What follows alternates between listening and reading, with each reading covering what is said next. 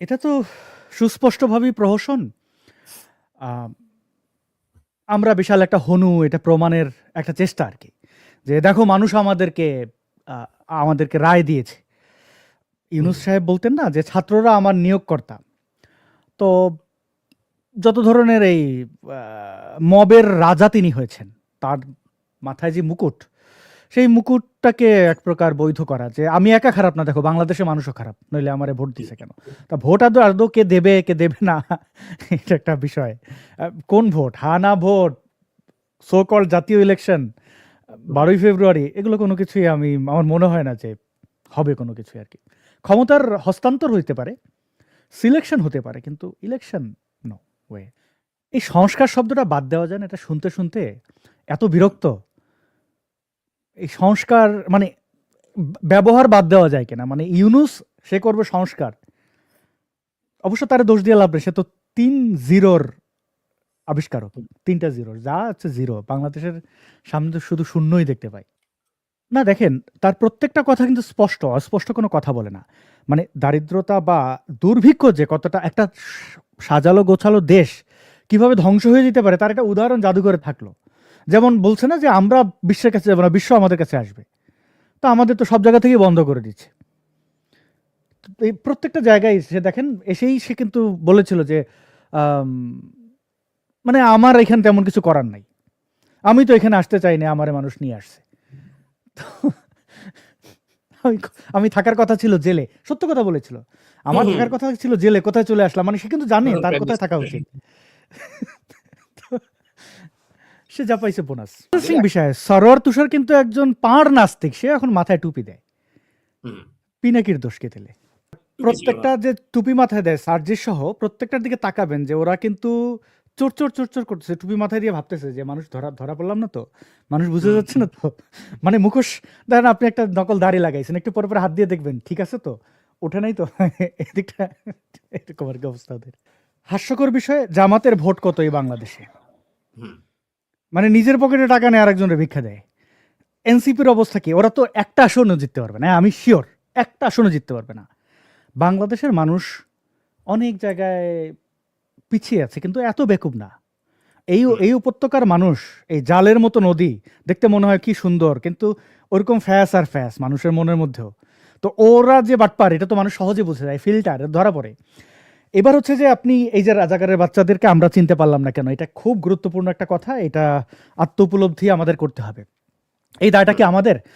শেখ হাসিনা যখন এদেরকে রাজাকারের বাচ্চা বলছেন, আমি সহ, আমি তো অবশ্যই প্রচন্ড চেতে গেছি যে আপনি উই দে করতেছেন। আপনি তো প্রধানমন্ত্রী, আপনি তো কাউকে মতের বিরুদ্ধে গেলেই রাজাকারের বাচ্চা বলতে পারেন না। আর উনি কিন্তু এখন রাজাকারের বাচ্চাও বলে নাই সরাসরি। এটা রাজাকারের নাতিপুতিরা ওইভাবে বলছেন, কথাটা উনি ওইটাই হচ্ছে দাঁড়ায়। কোটা প্রসঙ্গে বলেছিল যে আসলে কোটা হ্যাঁ, যে মুক্তিযুদ্ধ করার এরা পর মুক্তিযোদ্ধার নাতিপুতিরা পাবে না, তো রাজাকারের নাতিপুতিরা কারা পাবে পাবে? নাকি? কারা পাবে? হ্যাঁ, প্রশ্ন ছিল ওটা বেসিক্যালি।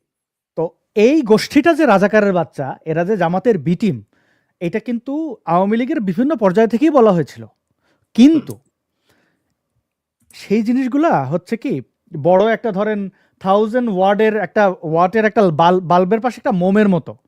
মানে আওয়ামী লীগের পক্ষ থেকে এই যাবৎকালে গত অন্ততপক্ষে 10 বছরে এত বেশি বাঘের গল্প শোনানো হয়েছে, যখন হুম, সত্যিকার অর্থে বাঘ আসছে তখন আমরা মনে করছি এ ফাইজলামি করতেছে। দেখেন দুইটা হুম, মন্ত্রী, বিশেষ করে হাসান মাহমুদ আর ওবায়দুল কাদের, হুম, এদের পেটে ব্যথা হইলেও বলছে বিএনপি জামাতের দোষ। হুম, উঠতে বসতে বিএনপি জামাতের দোষ। হাসান মাহমুদের তো কোনো কাজই ছিল না বিএনপি জামাত ছাড়া কথা বলা ছাড়া, এবং বেশিরভাগ কথা সে মিথ্যা বলেছে। যে কারণে যখন সত্যি এই যে জামাত, তো ধীরে ধীরে এই শিক্ষা প্রতিষ্ঠানগুলোতে দেখেন কোচিং সেন্টার বন্ধ করছেন আপনি? করেন নাই তো? এই যে প্রশ্নপত্র ফাঁস, ঢাকা বিশ্ববিদ্যালয় সহ সকল বিশ্ববিদ্যালয়ের ডিজিটাল ডিভাইস, এবং এগুলো ছাত্রলীগের ছায়ে হয়েছে। তারা স্বীকার করুক আর না করুক। এখন বলতেই পারে সার্জিসে আমরা চিনি না, ও আমাদের ছাত্রলীগের কেউ ছিল না, কিন্তু ও বঙ্গবন্ধুকে প্রশংসামূলক বক্তব্য দেয় ওই স্টেজে। কই অন্য কেউ তো যেয়ে উঠতে পারে না, এখানে ওঠার জন্য তো তার এই চেইন পার করতে হয়েছে, তাই না? এখন কোন কোটায় সে ওখানে গেছে, কোন কোটায় এত বড় বড় এক একজন ছাত্রলীগ, এই যে হেলমেট বাহিনী, এখন আপনি বলবেন যে ওরা হেলমেটের তলায় থেকে ছাত্রলীগকে কালার করছে, এটা নিয়ে ছাত্রলীগ কি কোনো ব্যবস্থা নিছে? আমার সংগঠনে থেকে এরকম হেলমেট পরে মারবে আর আমি তারে বাহাবা দেবো? অতি আওয়ামী লীগের নতুন জনে যে পিনাকি দেখেন না, বেশি মুসলমান হওয়ার চেষ্টা করে। এরকম কিছু ব্যক্তি আছে এই রাজাকার, এদের তো অ্যাপয়েন্ট করা হয়েছে। নাহিদ ইসলাম, তার ব্যাপারে তো স্বয়ং বিএনপির একজন নেতা তিনি অভিযোগ করেছেন, জেলে থাকতে তাদের কথা হয়েছে যে এরা আমরা তৈরি করেছি। এই কথাগুলো সরকার কেন বোঝে নাই?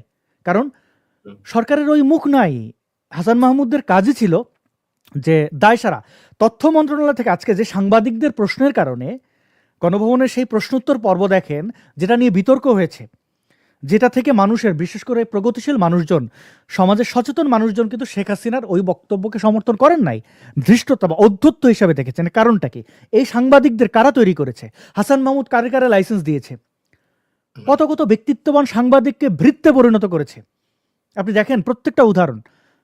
এই এখন আওয়ামী লীগকে ধ্বংস তো আওয়ামী লীগই করেছে, মানুষ তো ভুল বুঝবেই। না, দায় তো অস্বীকার করবার কোনো উপায় নেই, অবশ্যই দায় রয়েছে। কিন্তু আরেকটা ব্যাপার, আচ্ছা আসাদ, আমি আরেকটা ব্যাপার, যদি এইরকম একটা আওয়ামী লীগের বা ছাত্রলীগের মতো একটা এত বড় সংগঠন, যদি কেউ জয় বাংলা জয় বঙ্গবন্ধু বলে সে যদি রাজনৈতিক মাঠে নিজেকে ওই যে যেটা হয় সেটা সত্য হোক বা দেখানোর জন্য হোক, সে নিজেকে বঙ্গবন্ধু সৈনিক প্রমাণ করবার জন্য উঠে পড়ে লাগে। হেলমেট বাহিনী কি করেছে, ওই সময় ছাত্রলীগের অবস্থান কি ছিল, এই জায়গাটাকে পাশ কাটিয়ে যাচ্ছি আমি। পাশ কাটিয়ে আমি প্রশ্ন করতেছি যে আসলে ছাত্রলীগে কে যুক্ত হবে কে না হবে, এটা তো আসলে কোনো প্রক্রিয়া নাই। এটা অবশ্যই একটা নেতিবাচক দিক, প্রক্রিয়া একটা থাকাই উচিত ডেফিনেটলি, যেটা শিবিরের আছে। শিবিরের দীর্ঘমেয়াদী একটা পর্যবেক্ষণের মধ্য দিয়ে একজনকে গ্রুমিং করে তৈরি করে তারপরেই তারা তাকে কর্মীর কি বলে যে ইয়েটা দেয়। এর আগে কেউ তাদের কর্মীও হতে পারে না। তো আওয়ামী লীগের তো এরকম কিছু নাই, তাহলে আসলে ছাত্রলীগ কিভাবে এটা ফিল্টারিং করবে? তাহলে এরা রাজনীতি করে কেন ভাই? আপনার গণজাগরণ মঞ্চের সময় মনে নেই, আমরা তো সুসংগঠিত ছিলাম না। মানে আমরা যে সবাই সবাইকে চিনি, কিন্তু আমরা ওই সময় একটা কথা ছিল তো, ল্যাঞ্জা is very difficult to hide. যেই আসতো তেনায় ফেনায় যে ভাই আমার বাবাও মুক্তিযোদ্ধা ছিল কিন্তু সার্টিফিকেট নেয় নাই, বা আমিও মুক্তিযুদ্ধের পক্ষে কিন্তু এরা রাজাকার, আমরা সাথে সাথে বলতাম তোর ল্যাঞ্জা দেখা যায়, তুই সর, তুই যে রাজাকারের বাচ্চা চিনি। এটা একটা বেসিক প্রক্রিয়া। আমরা যে ধরেন সমাজের চোখে অনেকের কাছে বিতর্কিত, অনেকের কাছে আমরা উল্টাপাল্টা কথা বলি, অনেকের কাছে। তো এই জন্য আমাদের মারার জন্য অনেকে চেষ্টা করে, আমাদের তথ্য সংগ্রহের চেষ্টা করে। আমরা প্রথমেই বুঝে যাই যে ওর ধান্দা কি। একটা নারীর, তার দিকে একটা পুরুষ কোন দৃষ্টিতে তাকাচ্ছে দূর থেকে, ওই নারী কিন্তু বোঝে। কারণ এটা জন্মের পর থেকে তার সমাজ তাকে শেখায় যে তুমি কোথায় সিকিউর, কোথায় না। এখন একটা রাজনৈতিক দল, যেই দলটা মুক্তিযুদ্ধ করে দেশ স্বাধীন করে ফেললো, সেই ছাত্রলীগকে আপনি বলবেন যে তারা কেমনে বুঝবে জয় বাংলা জয় বঙ্গবন্ধু বলতে? কেন বুঝবে না? এটা তো তার কাজ। পদ পদবি কেন দেওয়া হয়? ফিল্টার করা। সে যে কাউকে মারলো কিনা, চাঁদাবাজি করলো কিনা, এগুলো তো আপনি তো তখন বাংলাদেশে ছিলেন, নিজের চোখের সামনে ছাত্রলীগের অবস্থান দেখেছেন। ঢাকা বিশ্ববিদ্যালয়ে কি করেছে, জগন্নাথে কি করেছে, জাহাঙ্গীরনগরে কি করেছে, সাস্টিক, আমার দেখা এগুলো। তো এখন প্রকৃত যারা আসলে ভালো মানুষ, তাদের রাজনীতিতে জায়গা হয় নাই। সব চোরটাদের আপনি দেখেন, এখন পর্যন্ত 1.5 বছর পার করে ফেললো আওয়ামী লীগ, বাংলাদেশ থেকে এক প্রকার বিতাড়িত। আপনি দেখেন তৃণমূল আওয়ামী লীগের নেতাকর্মীদের কি একটা দুরবস্থা। আমি শত শত মানুষের সাথে কথা বলেছি, তাঁরা কিন্তু সুযোগ পেলেই দেখেন এই যে স্লোগানগুলো, ঝটিকা মিছিল, সেখানে মানুষের স্বতঃস্ফূর্ত অংশগ্রহণ, নিশ্চিত জেলে যাওয়া দেখে। একজন মানুষের বাড়ি হয়তো বরিশাল, সে থাকতেছে যে খুলনায়, সে তার এলাকায় নাই, এই শীতের মধ্যে বিলে বন্দরে কাজ করছে। অথচ আপনি এখন 1.5 বছর পরে ফিরে আসলো কে? একটা চোর হাসান মাহমুদরে নিয়ে দেখলাম আওয়ামী লীগ নামে সংবাদ সম্মেলন করছে। এই হাসান মাহমুদ কি করেছে? এয়ারপোর্টে তো তাকে অ্যারেস্ট করেছিল এই ইউনুস গ্যাং। 100 কোটি টাকা সে ঘুষ দিয়ে এবং হেফাজতের রিকমেন্ডেশন সে বের হয়ে গেছে। তার কি মুখ দেখানো সাজে? এই 100 কোটি টাকা তৃণমূলের ক্ষেত্রে ব্যয় করলে কত হাজার লাখো কর্মীরা নিরাপদ থাকতো। এরা তো নেতা না, এরা তো নিজেরটা দেখেছে। ও 100 কোটি টাকা পাইলো কোথায় আমারে বলেন? আমরা তো পত্রপত্রিকা দেখেছি হাসান মাহমুদ আটক, দেখেছেন কিনা আপনি হাসান মাহমুদ আটকের খবরটা? এই কথার কি কোনো, আমি ইউনুস গ্যাং এর আমলের সংবাদ মাধ্যমকে অস্বীকার করি প্রথমত। তারপরে এরকম কি কোনো অথেন্টিক সোর্স আছে যেখান থেকে বলা যায় যে হাসান মাহমুদ আসলে 100 কোটি টাকা দিয়ে তারা পেয়েছে? অবশ্যই অথেন্টিক, হ্যাঁ আছে অথেন্টিক আছে। এবং দেখেন ইউনুস সরকারের সময় যতগুলো অ্যারেস্টের ঘটনা দেখানো হয়েছে, এটা তো এয়ারপোর্ট হাসান মাহমুদকে যখন ধরে, এবং এটা বেশ কয়েক ঘন্টা ওইখানে নাড়াচাড়া হয়, এবং সাংবাদিকরা অথেন্টিক দিয়েছিল, বিশেষ করে বৈশাখী টেলিভিশন, আরও বেশ কয়েকটা টেলিভিশন, তারা কনফার্ম ছিল। এবং এই টাকাটা এনসিবির লোকজনই খেয়েছে। এবং তারা তো আরো অনেকের কাছ থেকে টাকা খেয়েছে। এখন ওই যে সে আইনজীবী রেজাউল তিনি এসে কি কথা বলবেন, ওবায়দুল কাদের যেসব কথা বলেন, আমরা তো জানি বাংলাদেশে সার্ভাইভ কেমনে করে। টুকটাক এনসিপির চেয়ে তো বড় হচ্ছে জঙ্গিরা, তাদের কাছ থেকে তো আমরা জীবন বাঁচাইয়া দেশ থেকে বের হয়েছি, তাই না? জঙ্গিদের চেয়ে বড় ওই ট্রেনিং তো এদের নাই। তো এটা তো বাস্তবতা যে কচুরিপানার গল্প শোনান, যেমন আমরা বর্ডার ক্রস করি নাই, মানে বর্ডার তো অনেকবারই ক্রস করছে, এগুলো যে বাস্তবে ঘটে না। এখন কেউ যদি সিনেমার গল্প বলেন, এবং তারাও কিন্তু সবাই এমনকি দেখেন, একটা কথা বুঝতে হবে আপনাকে, এই যে আমাদের সাবেক পররাষ্ট্রমন্ত্রী মোমেন সাহেব তিনি কিন্তু বলেছেন যে আমি বের হওয়ার ক্ষেত্রে সরকারই আমাকে সাহায্য করে, মানে সরকারের লোক বিভিন্ন জায়গার। এখন টাকা দিয়ে না হোক, বন্ধুত্বের কারণে করেছে, কিন্তু হাসান মাহমুদ এটা তাৎক্ষণিক সে টাকা দিয়েই বের হয়েছে। আসলে এই ব্যাপারটা মানে আমার জন্য ডিসকাস করা খুব ক্রিটিক্যাল এই জায়গাটায় বসে। কারণ হচ্ছে কি যে আজকে যেই পর্যায়ে রয়েছে বাংলাদেশ, যেই পর্যায়ে রয়েছে বাংলাদেশের রাজনীতিতে আসলে সুস্থতার চর্চা মানে আমরা যেটা প্রত্যাশা করি, যেরকম আমি একটা কথা বলি আসাদ, সেটা হচ্ছে ৫৬০টা বা ৭০টা মসজিদ নিয়ে যে একটা বিতর্ক রয়েছে। তো এই মসজিদগুলো বানানোর ব্যাপারে তো আমি নিজেও তো এটা প্রতিবাদ করেছিলাম। যে এই যে মাদ্রাসাগুলো গোড়ায় মসজিদ বাদ দেন না, মসজিদ তো পরে, এটা তো একটা ধারাবাহিকতা। এই আওয়ামী লীগের সাথে হেফাজতের যে পীড়িত, অর্থাৎ হেফাজতের জন্ম কেন হয়েছিল? শেখ হাসিনার যে নারী নীতি, সেই নারী নীতিকে মধ্যাঙ্গুলি দেখাইলো তেতুল হুজুর, যে না, নারীদের সমান অধিকার দেওয়া যাবে না, এই তৈরি হলো হেফাজত। সেই হেফাজতের সাথে পীড়িত এবং পুরো লবিটা করেছে কে? হাসান মাহমুদের হয় এই আল্লামা শফি। এবার দেখেন, মোমেন সাহেব তাঁর ওই বক্তব্যে কিন্তু বলেছেন যে তিনি নিজে দেখেছেন আওয়ামী লীগের নেতাকর্মীরা ধুমাইয়া জামাতিদের সাথে ব্যবসা বাণিজ্য করছে। এটা কিন্তু আমার দাবি না। দেখেন, আমি আপনাকে একটা খবর দেই। এই যে হাসান মাহমুদ দিল্লিতে গেল, এর আগে কিন্তু সে ম্যানচেস্টারে ফখরুল নামের চট্টগ্রামের এক কট্টর জামাত নেতার বাসায় ছিল। এবং যেহেতু এই যে হাসান মাহমুদ জামাতি, যে ম্যানচেস্টারে ওই ফখরুল জামাত নেতার বাসায় থাকা, এগুলো তো কোনো কাকতালীয় বিষয় না। এটাই রাজনীতি, তারা এটাই করেছে।